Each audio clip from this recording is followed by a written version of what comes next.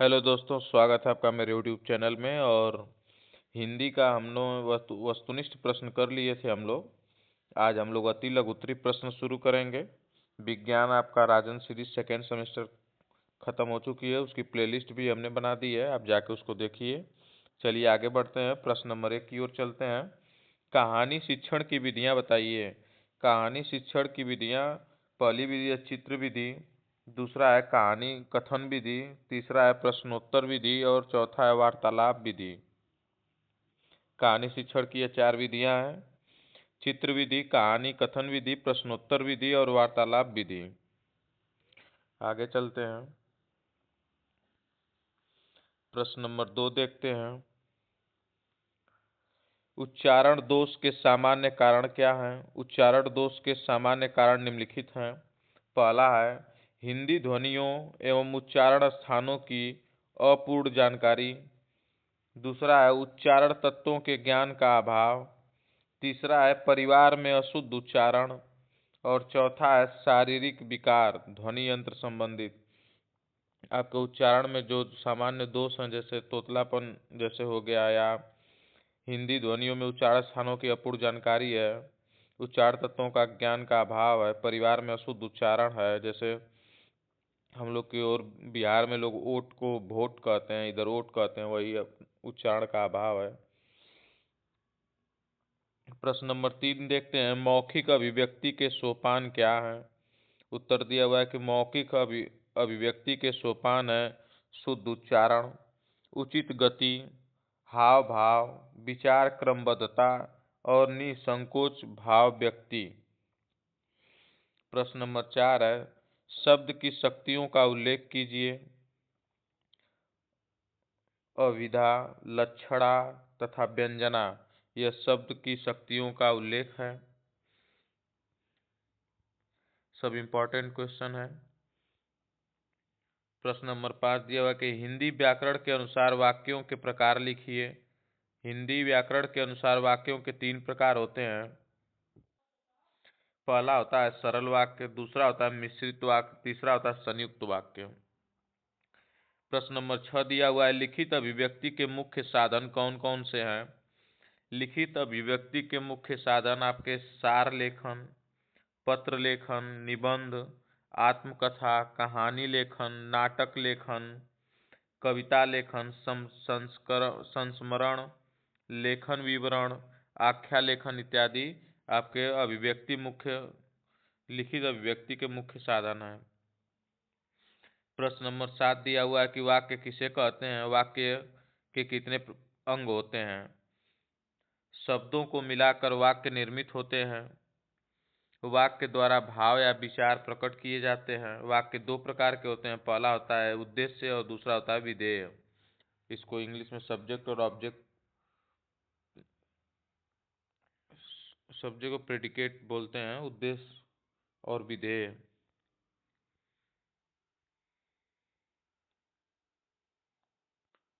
प्रश्न नंबर 8 की ओर चलते हैं। समास किसे कहते हैं? दो अथवा दो से अधिक शब्दों के मिलने से बने संक्षिप्त शब्द को सामासिक शब्द और मेल की क्रिया को समास कहते हैं। थोड़ा ध्यान दीजिएगा इसमें। दो या दो से अधिक शब्दों के मिलने से बने संक्षिप्त शब्द को सामासिक शब्द और मेल की इस क्रिया को समास कहते हैं। उदाहरण के लिए माता पिता, चतुरानन, लंबोदर आदि है। प्रश्न नंबर 9 है मौलिक लेखन किसे कहते हैं? मौलिक लेखन का तात्पर्य भाषा के उस साधन से है जिसके माध्यम से हम सोचते हैं और मन के भावों विचारों को व्यक्त करते हैं। जब हम अपने विचारों को बोलकर या सुनकर व्यक्त करते हैं तो उसे मौखिक लेखन कहते हैं। प्रश्न नंबर 10 दिया हुआ है काल कितने प्रकार के होते हैं? काल आपके 3 प्रकार के होते हैं, वर्तमान काल, भूतकाल और भविष्य काल। प्रश्न नंबर 11 छह संयुक्त वर्ण किन दो वर्णों से मिलकर बना है? तो 6 संयुक्त वर्ण आपका आधा क, आधा पूरा स से मिलकर 6 बना हुआ है। प्रश्न नंबर 12 दिया हुआ है कि दिए गए प्रत्येक का प्रयोग करते हुए दो शब्द बताइए। आई, आई से आप चिकना और में आई जोड़ेंगे तो चिकनाई बन जाएगा। अच्छा और आई जोड़ देंगे तो अच्छाई हो जाएगा।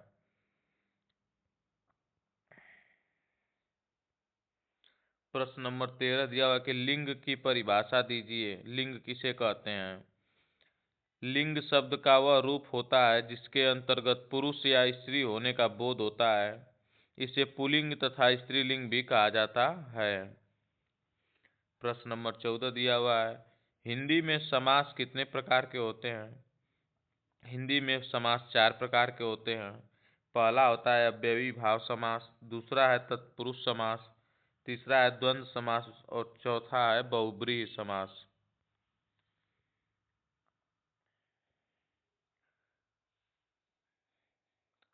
पत्र कितने प्रकार के होते हैं?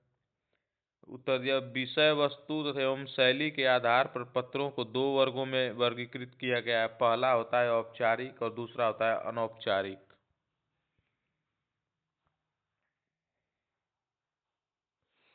प्रश्न नंबर 16 दिया हुआ है, पुरुषवाचक सर्वनाम के प्रकारों के नाम लिखिए। या इस प्रकार से भी पूछ सकता है, पुरुषवाचक सर्वनाम किसे कहते हैं, उनके भेदों का उल्लेख कीजिए। तो पुरुषवाचक सर्वनाम देखते हैं, जो शब्द संज्ञा शब्द के स्थान पर प्रयुक्त हो तथा व्यक्ति विशेष को संबोधित करता है, वह शब्द पुरुषवाचक सर्वनाम कहलाता है। वक्ता, श्रोता तथा जिसके बारे में कहा जाता है, इनके लिए प्रयुक्त शब्द पुरुषवाचक सर्वनाम होते हैं। पुरुषवाचक सर्वनाम 3 प्रकार के होते हैं। पहला होता है उत्तम पुरुष, दूसरा होता है मध्यम पुरुष, तीसरा होता है अन्य पुरुष।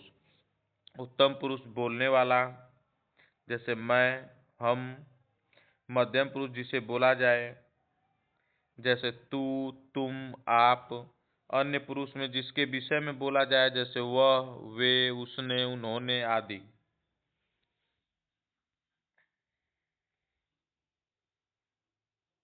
प्रश्न नंबर 17 देखते हैं, अभी उपसर्ग जोड़कर 4 शब्द लिखिए। अभी उपसर्ग जोड़कर 4 शब्द, ऐसे क्वेश्चन प्रत्यय और उपसर्ग जोड़ के शब्द बनाने के प्रश्न ज्यादा आते हैं, ध्यान दीजिएगा आप लोग। अभी प्लस वादन, अभिवादन। दूसरा दिया अभिधन इष्ट, अभिष्ट।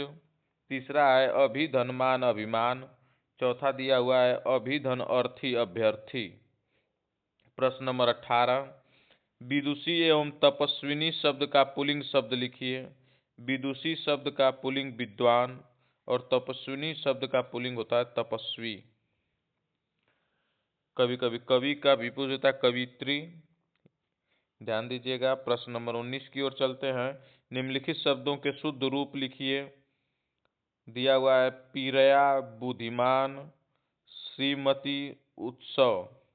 तो पीरया का प्रिय, बुद्धिमान का बुद्धिमान, श्रीमती और उत्सव, ये आपके शुद्ध रूप हैं। प्रश्न नंबर 20 की ओर चलते हैं, भाववाचक संज्ञा किसे कहते हैं, उदाहरण सहित लिखिए। जिन संज्ञा शब्दों से किसी प्राणी अथवा पदार्थ के गुण, दोष, अवस्था या दशा का बोध होता है, उन्हें भाववाचक संज्ञा कहते हैं। जैसे बचपन, बुढ़ापा, क्रोध, हंसी, खुशी, ईमानदारी, मोटापा।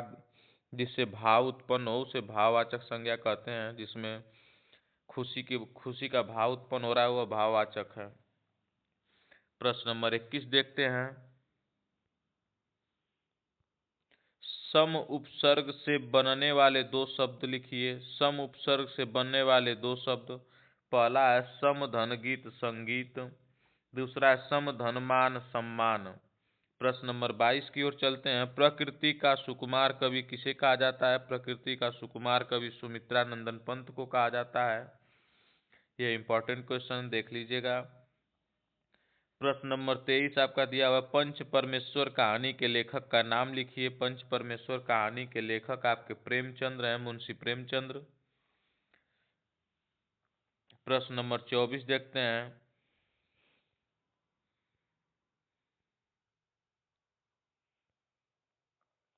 अंधे की लकड़ी होना मुहावरे का अर्थ स्पष्ट करते हुए अपने वाक्यों में प्रयोग कीजिए। अंधे की लकड़ी होना एकमात्र सहारा, इसका अर्थ होगा। वाक्य प्रयोग है, रूपचंद के पास एक ही तो लड़का था और वो भी दुर्घटना में चल बसा। अब तो अंधे की लकड़ी भी नहीं रही, कैसे क्या होगा। यह वाक्य का प्रयोग एक मुहावरा जरूर पूछता है, ध्यान दीजिएगा। प्रश्न नंबर 25 की ओर चलते हैं। प्रसंगोचित शब्द किस समास का उदाहरण है? प्रसंगोचित शब्द तत्पुरुष समास का उदाहरण है। प्रश्न नंबर 26, मौन वाचन के दो उद्देश्य लिखिए। मौन वाचन के उद्देश्य पहला है दूसरों को किसी भी प्रकार की बाधा पहुंचाए बिना पठनीय सामग्री का भाव ग्रहण करना, और मौन वाचन मतलब मन में बात करने का है, मन में अपना पढ़ रहे हैं आप। और दूसरा है अवकाश के क्षणों का उपयोग करना। प्रश्न नंबर 27 दिया हुआ है, प्रति उपसर्ग से बनने वाले दो शब्द लिखिए। प्रति उपसर्ग से बनने वाले प्रतिकूल और प्रतिछाया दो शब्द हैं।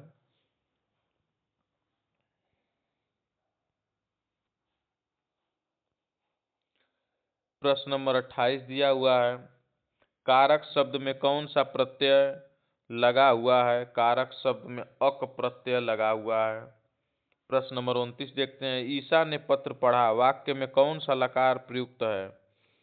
ईसा ने पत्र पढ़ा, इसमें भूतकाल है, लंग लकार भूतकाल है इसमें। प्रश्न नंबर 30 है, बालक तेज दौड़ता है, वाक्य में किस क्रिया विशेषण का प्रयोग हुआ है? इसमें विशेष्य का प्रयोग हुआ है क्योंकि वो तेज दौड़ता है। प्रश्न नंबर 31 है, अधि उपसर्ग लगाकर चार शब्द बनाइए। अधि उपसर्ग के चार शब्द आपके हैं, अधि प्लस पति अधिपति, दूसरा है अधि प्लस नियम अधिनियम, तीसरा है आपका अधि प्लस इन अधीन, चौथा दिया हुआ है अधि प्लस अस्थता अधिष्ठता अधिष्ठाता अधिष्ठाता। प्रश्न नंबर 32, क्रिया विशेषण की परिभाषा लिखते हुए दो उदाहरण दीजिए। जो शब्द क्रिया की विशेषता बताते हैं वह क्रिया विशेषण कहलाते हैं। जैसे खरगोश तेज दौड़ता है, खरगोश कैसे दौड़ता है? तेज दौड़ता है। प्रश्न 33 है, प्र उपसर्ग से बनने वाले दो शब्द लिखिए। प्र उपसर्ग से प्रचार और प्रसार दो शब्द हैं। प्रत्यय किसे कहते हैं? वे शब्दांश हैं जो किसी शब्द के अंत में लगाए जाते हैं। वे शब्द जो किसी शब्द के अंत में लगाए जाते हैं प्रत्यय कहलाते हैं, और उपसर्ग की भांति एक नवीन अर्थ प्रकट करते हैं। जैसे लौकिक में इक जोड़ के, मित्रता में ता जोड़ के यह प्रत्यय है। जो प्रत्यय क्या होता है? लास्ट में जुड़ता है, उपसर्ग पहले जुड़ता है। देखिए जैसे उपसर्ग प्र उपसर्ग जोड़ के प्रचार प्रसार बनाया गया, उसी तरह लौकिक में इक शब्द जोड़ा गया है, यह लास्ट में जुड़ता है। ध्यान दीजिएगा, परिभाषा इसकी पूछती है उपसर्ग किसे कहते हैं, उदाहरण दीजिए, प्रत्यय किसे कहते हैं, उदाहरण दीजिए। आइए उदाहरण देख लेते हैं। प्रत्यय के दो उदाहरण हैं, कृदंत कृत प्रत्यय, दो प्रकार होते हैं इसके, और दूसरा है तदित प्रत्यय। एक कृत प्रत्यय होता है, एक तदित प्रत्यय होता है। प्रत्यय के दो प्रकार हैं। प्रश्न नंबर 35 देखते हैं, अनुकरण वाचन किसे कहते हैं? शिक्षक के द्वारा बोले गए पाठ्यक्रम शब्दों को सुनकर जब बच्चे बोलने में उसका प्रयोग करते हैं उसे अनुकरण वाचन कहते हैं। प्रश्न नंबर 36 है, आ उपसर्ग से बनने वाले दो शब्द लिखिए। आ उपसर्ग से आजन्म, आगमन और आकाश तीन हैं। प्रश्न नंबर 37 है, जिस शब्द का प्रयोग संज्ञा के स्थान पर होता है उसे क्या कहते हैं? कुछ शब्द संज्ञा के स्थान पर बोले जाते हैं, उन्हें सर्वनाम कहते हैं।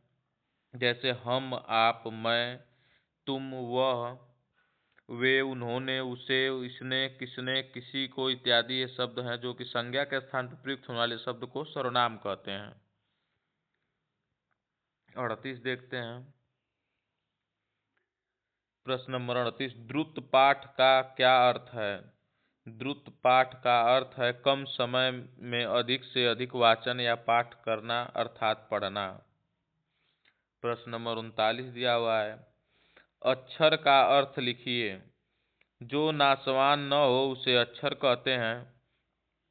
क्षर का अर्थ है नाश होना तथा अ का अर्थ है नहीं। किसी भी अक्षर का नाश नहीं होता, अक्षर मिलकर शब्द का रूप लेते हैं। अक्षर नाशवान नहीं होता है। नाशवान न हो उसे अक्षर कहते हैं। प्रश्न नंबर 40, आदर्श वाचन किसे कहते हैं? शिक्षक द्वारा उचित सुर, लय, गति, विराम चिन्हों का प्रयोग करते हुए जो वाचन किया जाता है उसे आदर्श वाचन कहते हैं। आदर्श वाचन के लिए आपको सुर, लय, गति और विराम चिन्हों का प्रयोग करते हुए वाचन जो किया जाता है उसे आदर्श वाचन कहते हैं। प्रश्न नंबर 41 की ओर चलते हैं। वर्णन शब्द के दो पर्यायवाची शब्द लिखिए। पहला है कथन, दूसरा है आख्यान।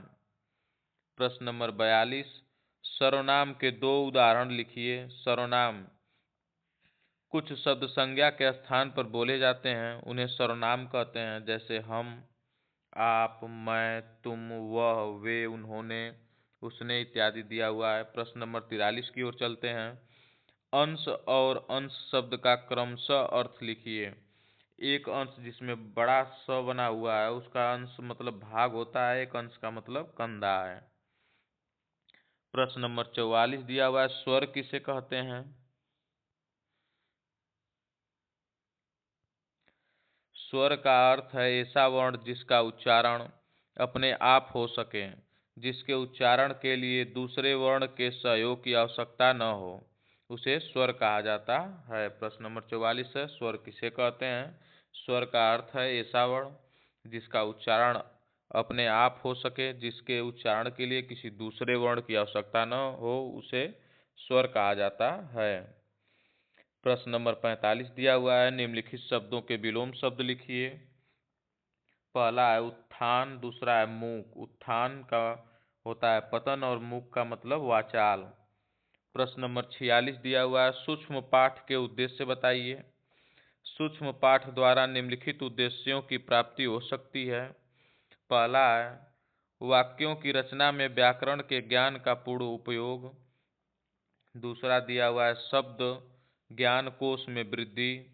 तीसरा दिया हुआ है मुहावरों, लोकोक्तियों और सूक्तियों इत्यादि का ज्ञान।